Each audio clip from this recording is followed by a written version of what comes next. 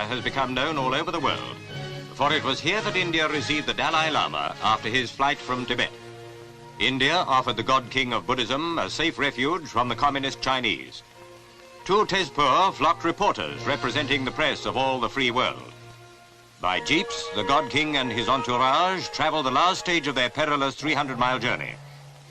No one could have told from his unruffled bearing, as he was greeted by high Indian officials and presented with the white scarf, token of friendship, that the Dalai Lama had been in mortal danger since he left Lhasa.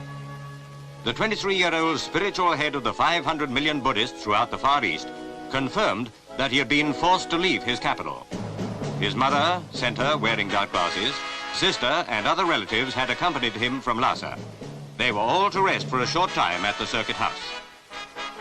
The bearded La Kungwa, former premier of Tibet, but exiled for the last 5 years, came from Kalimpong to meet the Dalai Lama.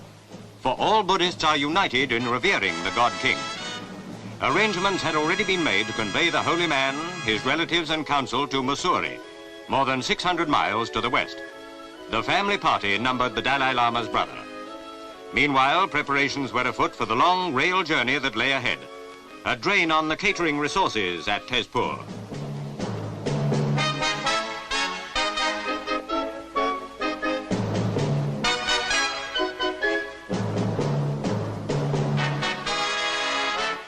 Soon after his arrival at Circuit House, the Dalai Lama took the opportunity to give his blessing to the vast assembly of more than 7,000 who had converged upon Tezpur in the hope of receiving it.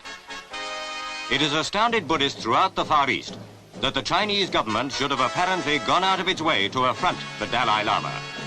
And though the God King appears to bear his oppressors no ill will, all who know the Oriental world are convinced that in attacking Lhasa, the Peking government has committed an error likely to have lasting consequences. The Buddhist world prays for the day when the Dalai Lama will be restored to his earthly capital.